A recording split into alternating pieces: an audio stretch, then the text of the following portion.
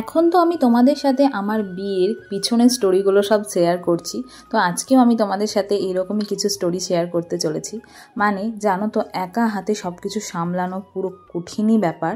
তো যেটা আমি আর আমার মা করেছি, মানে মাথার ওপর যদি বড় কেউ না থাকে তাহলে তার ওপর যে কতটা চাপ থাকে সেটা আমরা সত্যি বুঝতে পেরেছি।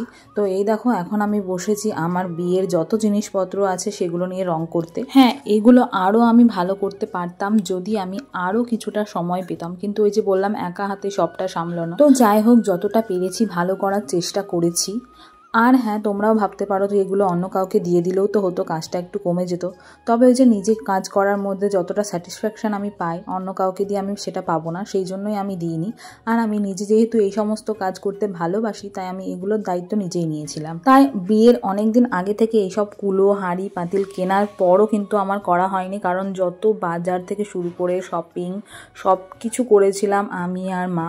শুধু বিয়ের যে সমস্ত আর কি মানে রান্নার দিকে যে সমস্ত জিনিসগুলো থাকে, মুদিখানার বাজার, ওগুলো সব আমার মামারা করে দিয়েছিল।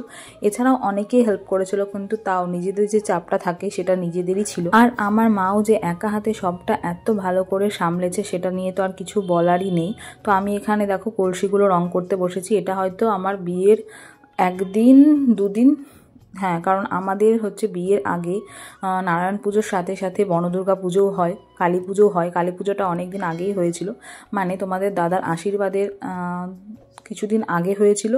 আর হচ্ছে তার একদিন পর, মানে বিয়ের একদিন আগে হয়েছিল আমাদের বনদুর্গা পুজো। আর সেই দিনই আমি এগুলো আবার প্রপার রং করতে বসি। এই সমস্ত ভিডিওগুলো আমার অলরেডি করা আছে, যে আমি কিভাবে কি ডিজাইন করি দেখতেই পাচ্ছ, তোমাদেরকে দেখাচ্ছি।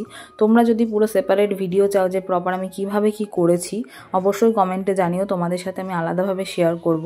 আর কেমন লাগলো আমার কাজগুলো তোমরা অবশ্যই কিন্তু কমেন্টে জানিও, আমার খুব ভালো লাগবে। তো দেখো, এই যে চালুনটার মধ্যে আমি মুকুট এঁকেছিলাম, একটা বরের আর একটা হচ্ছে কনের। এটা অবশ্যই আমি একটা ইউটিউবে দেখেছিলাম বা অনলাইনে দেখে আমি করেছিলাম, তো আমার খুব ভালোই লেগেছিল। আর এইভাবেই সমস্ত কাজ কিন্তু আমি আর আমার মা দুজনে মিলে করে ফেলি।